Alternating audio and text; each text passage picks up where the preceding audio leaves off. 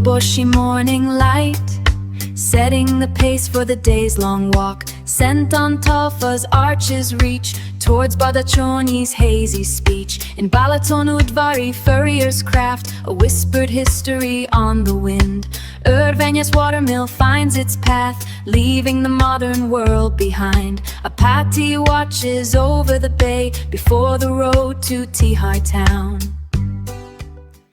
Siin kõrgemal puude vilus, selle minu öömaja kohal asub üks Sentan Palassi nimeline keskaegne ehituskirik või tempel või mis iganes ta on, romaani kooti stiilis, ehitatud 12-13 sajand, teenindama sedasama keskaegset Sentan Palassi nimelist asulat, mida küll enam ei eksisteeri, sest Ottomani sõdade ajal ta hävis.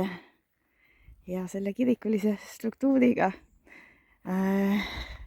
on see asi, et tükk aega ta siis ilmselt seisis niisama, kuni 1926 üks Austria päritolu okultist või keegi siukene uue templi oldu või mingi sellise koda looja ostis need varemed ära ja ehitas omale siis elukohaks ja tükk aega 1945. aastani, kuni ta põgenes, ta pesitseerus siin, aga 2001 siis tulid restaureerijad ja võtsid kõik need uuendused maha ja taastasid siis keskaegsed varemed, mis nüüd on täiesti tasuta siin vaatamiseks.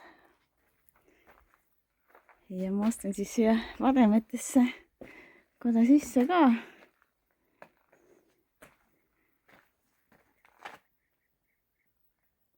Siuke. Seal all on mingisugune nurgakene märkmeraamatutega, et saab kirja panna, kes siin käinud on ilmselt.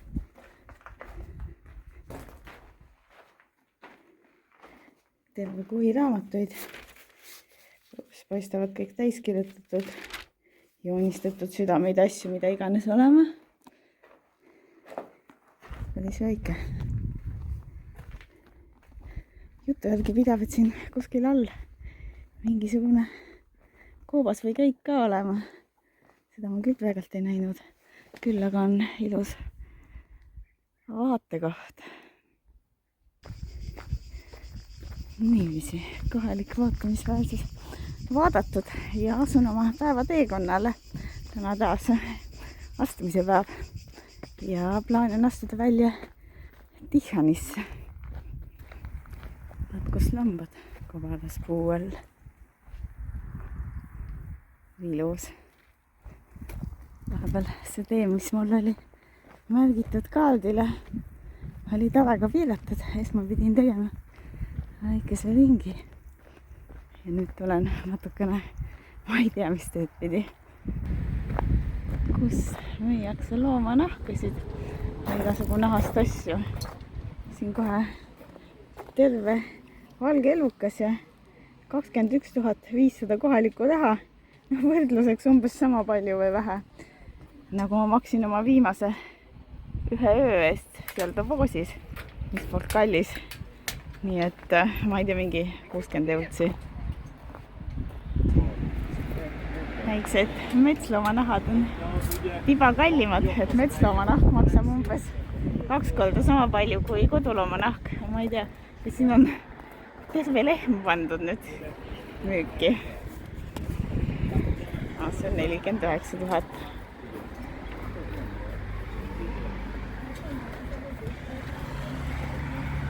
No, valikut on palju. Siin väraval on märgitud, et esmaspäeviti suletud, täna on esmaspäev, aga põhimõtteliselt üle värava saab piiluda. Et tegemist on siis Ungari ühe vanima ja kõige kompaktsemalt säilinud vesiveskiga keskajast 13. sajandist. Ja täiesti funktsioneerib sellest ajast, et siis kui see avatud on, see asutus siin, siis ilmselt saab näha seda keskaegset tehnikat töös ka.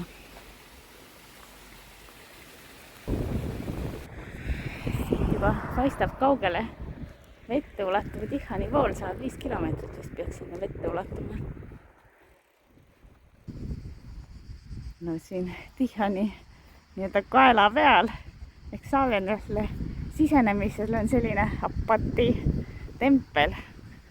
12-13 sajand see tempel teenindas kohalikku Apati küla, aga siis 16 sajand ottomanid tulid ja tegid mingeid kampaaniaid siin ja siis nende käigus võeti tempel ja see küla täiesti maha hävines ja siis taastamise aktsioonid toimus 1942 ja 1999 oli suurem taastamine.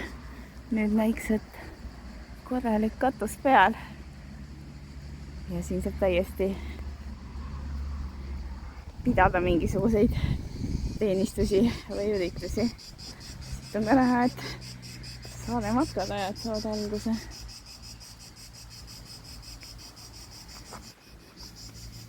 Ja näiks, et mingisugune iseteeninduslik müügivõtt ka.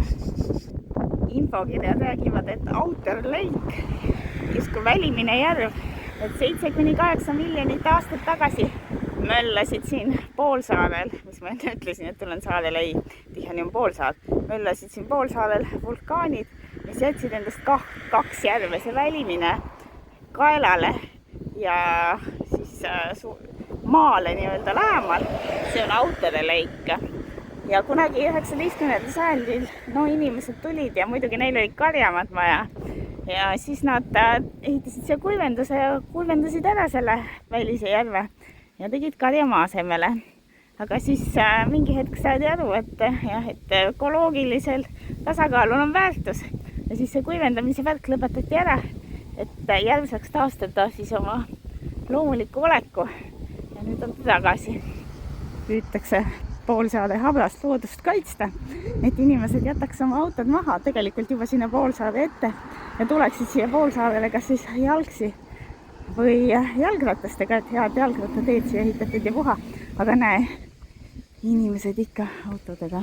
Miks siin autosid nii palju on, et siin vist käib mingisugune matus praegult. Aga üldiselt turiste oli ka näha, et tulevad ikka siia poolsaare peale välja autoga. Tuba selline mul järgmiseks 8 ööks, et Tihani on selline huvitav koht, et mõtlesin, et peatun siin 2 ööd ja vaatan homme poolsaare peal rohkem ringi.